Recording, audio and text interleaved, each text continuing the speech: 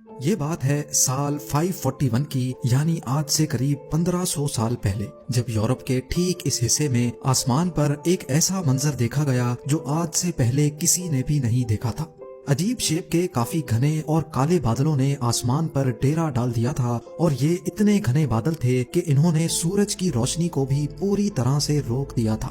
پہلے تو یہ سمجھا گیا کہ یہ بادل بارش برسا کر غائب ہو جائیں گے، لیکن ایسا سوچنے اور سمجھنے والوں کو کہاں معلوم تھا کہ یہ بادل کچھ ایسا کرنے والے ہیں جس کو ہمیشہ کے لیے یاد رکھا جائے گا۔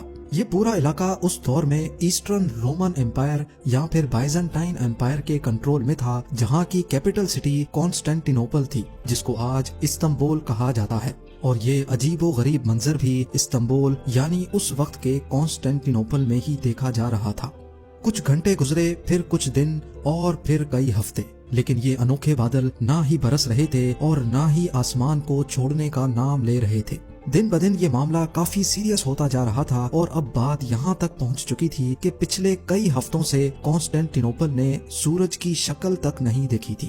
لیکن کس کو معلوم تھا کہ یہ سب تو صرف ایک شروعات تھی، کیونکہ آگے جو ہونے والا تھا وہ کسی کے وہم و گمان میں بھی نہیں تھا۔ زیم ٹی وی کی ویڈیوز میں ایک بار پھر سے خوش آمدید۔ ناظرین، ایئر 541 میں کانسٹینٹینوپل پر ایک بہت بڑی مصیبت آ چکی تھی۔ اس دور میں بھی یہاں 10 لاکھ سے زیادہ لوگ رہتے تھے، اور پچھلے کئی ہفتوں سے بادلوں کے سائے نے سارے لوگوں کو کافی بے چین کیا ہوا تھا۔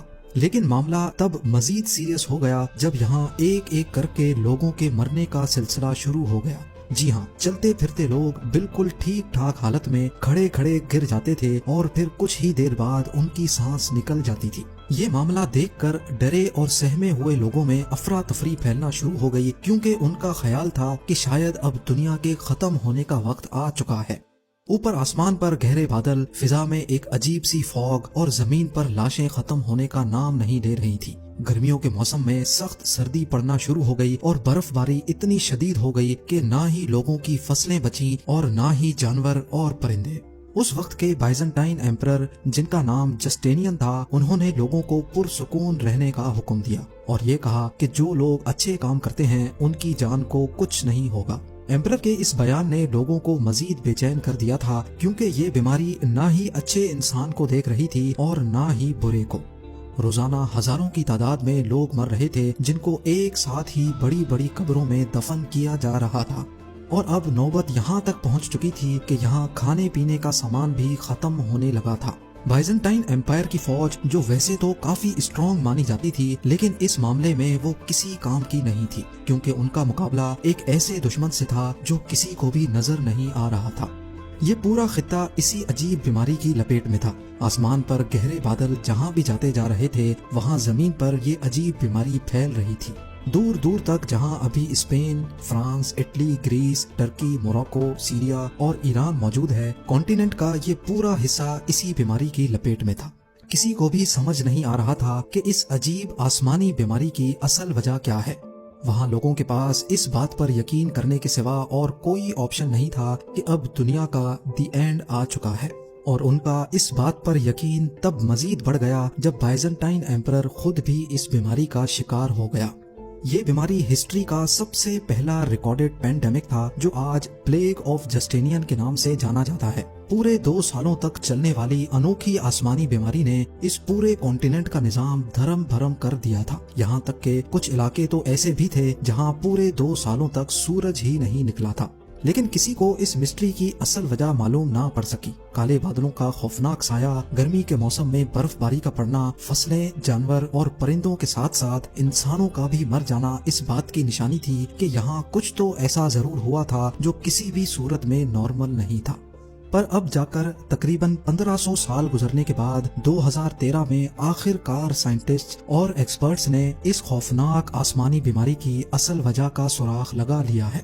کروڑوں لوگوں کی جان لینے والی اس بیماری کا راز استنبول سے 5000 کلومیٹر دور گرین لینڈ میں چھپا ہے۔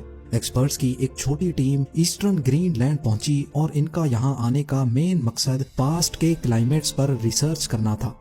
گرین لینڈ میں ہر وقت بہت ایکسٹریم ویدر ہوتا ہے۔ یہاں عام حالات میں بغیر پروفیشنل اکوپمنٹ کے رہنا بالکل بھی پاسبل نہیں ہے۔ जून जुलाई में जहां कई कंट्रीज का टेम्परेचर 50 डिग्री सेल्सियस क्रॉस कर जाता है, उसी वक्त ग्रीनलैंड का टेम्परेचर -18 डिग्री सेल्सियस होता है। गर्मी का मौसम ग्रीनलैंड के आसपास भी नहीं भटकता। इसी वजह से यहाँ की बर्फ का मेल्ट होना पॉसिबल ही नहीं है। आसमान से बरसने वाली स्नोफॉल फिजा में मौजूद पार्टिकल्स को भी अपने साथ जमीन पर ले आती है। यानी अगर माहौल में डस्ट होगी तो वो स्नोफॉल के साथ नीचे जमीन पर आ जाएगी। एक्सपर्ट्स का मानना है कि यहाँ बर्फ के नीचे पिछले 1 लाख सालों का क्लाइमेट डेटा अभी तक महफूज है। हर साल ग्रीनलैंड में जो बर्फ पड़ती है वो लेयर्स में एक दूसरे के ऊपर जमा होती जाती है। एक साल की लेयर 5 सेंटीमीटर मोटी होती है। यानी अगर आज से 1500 साल पहले का क्लाइमेट डेटा जानना हो तो तकरीबन 75 मीटर नीचे मौजूद स्नो के सैंपल्स को बाहर निकालकर उसकी लैब टेस्टिंग करना जरूरी है। एक्सपर्ट्स ने यहाँ ड्रिलिंग का काम स्टार्ट किया और पिछले 2000 सालों से पड़ने वाली बर्फ को बाहर निकाल लिया गया। निकाले जाने वाले स्नो कोर की टोटल लंबाई 100 मीटर से भी ज्यादा थी, जिसमें बर्फ के वो हिस्से भी शामिल थे जो प्लेग ऑफ जस्टेनियन की खौफनाक बीमारी के दौरान ग्रीनलैंड के आसमान से बरसे थे। निकाले जाने वाले आइस कोर पर इलेक्ट्रिकल कंडक्टिविटी टेस्ट परफॉर्म किया गया तो हैरत अंगेज तौर पे ईयर 500 से 600 के दरमियान पड़ने वाली बर्फ में सल्फर की एक स्पाइक देखी गई। ये स्पाइक इस बात की निशानी थी कि जिस दौर में कॉन्स्टेंटिनोपल में 2 सालों तक काले बादल मंडला रहे थे, उस दौर में एटमॉस्फेयर में कुछ न कुछ गड़बड़ जरूर थी। सल्फर डाइऑक्साइड एक बहुत खतरनाक गैस होती है जो कि न सिर्फ इंसानों के लिए बल्कि जानवरों, परिंदों और प्लांट्स के लिए भी हार्मफुल होती है। अगला टास्क ये जानना था कि 6th सेंचुरी के दौरान एटमॉस्फेयर में सल्फर क्यों मौजूद था और वो आया कहां से था।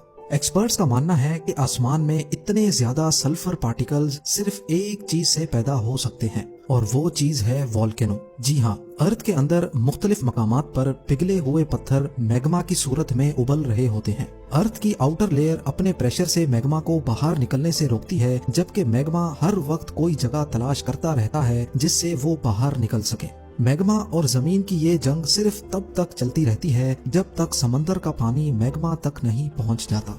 अगर समंदर का पानी मैग्मा तक पहुंचने में कामयाब हो जाए तो पानी गर्म होकर गैस बन जाता है और यही गैस अब मैग्मा के साथ मिलकर जमीन पर और ज्यादा प्रेशर देने लगती है।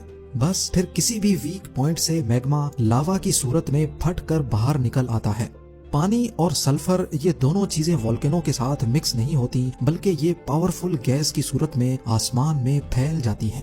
इंतहाई ताकतवर वोल्केनो से निकलने वाली वोल्केनिक गैस हजारों मील दूर तक भी आसानी से फैल सकती है। आसमान में मौजूद सल्फर पानी के ड्रॉपलेट्स के साथ मिलकर सल्फ्यूरिक एसिड बन जाता है, जो किसी भी सूरत में इंसान के लिए डेडली साबित हो सकता है। सल्फ्यूरिक एसिड के ये बादल इतने घने होते हैं कि ये सूरज की रोशनी को भी पास नहीं होने देते।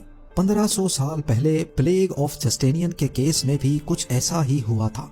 ये बात तो कंफर्म हो चुकी थी कि यूरोप में लाखों लोगों की मौत का जिम्मेदार एक खतरनाक वोल्केनो था। एक तरफ जानलेवा सल्फ्यूरिक गैस तो दूसरी तरफ सल्फ्यूरिक एसिड के बादल। ये बादल बरसेंगे तो जैसे तेजाब की बारिश होगी, और अगर ये नहीं बरसेंगे तो इसके बादल इंसानों को सूरज की रोशनी के लिए तड़पा देंगे। ये एक ऐसी सिचुएशन थी जिसमें इंसानों के लिए हर मोड़ पर सिर्फ तबाही ही तबाही थी।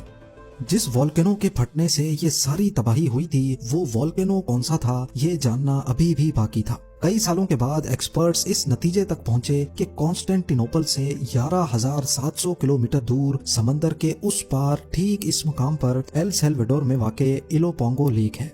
जब कॉन्स्टेंटिनोपल में प्लेग ऑफ जस्टेनियन आया था, उसी दौर में इस लेक के अंदर से एक खौफनाक वोल्केनो फटा था और उसकी जीती जागती मिसाल ये पहाड़ है। ये पहाड़ जो दिखने में तो बिल्कुल नॉर्मल लग रहा है, लेकिन ये असल में वोल्केनिक ऐश का पहाड़ है जो इसी लेक के अंदर 1500 साल पहले फटने वाले वोल्केनो के नतीजे में बना था। नाजरीन, इस वक्त दुनिया में करोड़ों लोग वोल्केनोज के साए तले रहते हैं। ये वोल्केनोज किस वक्त फटेंगे इसका जवाब साइंस के पास नहीं है। हमें सिर्फ ये मालूम पड़ चुका है कि जो वोल्केनोज इंसानी आबादी से हजारों किलोमीटर दूर भी हैं, वो भी हमें नुकसान पहुंचा सकते हैं। दुनिया भर के वोल्केनोलॉजिस्ट, क्लाइमेट रिसर्चर्स और जियोलॉजिस्ट पास्ट में फटने वाले वोल्केनोज और उनके नतीजे में होने वाले नुकसान पर अभी तक रिसर्च कर रहे हैं ताकि इंसानों को इन स्लीपिंग जायंट्स की तबाही से बचाया जा सके। उम्मीद है जेम टीवी की ये वीडियो भी आप लोग भरपूर लाइक और शेयर करेंगे। आप लोगों के प्यार भरे कमेंट्स का बेहद शुक्रिया। मिलते हैं अगली शानदार वीडियो में।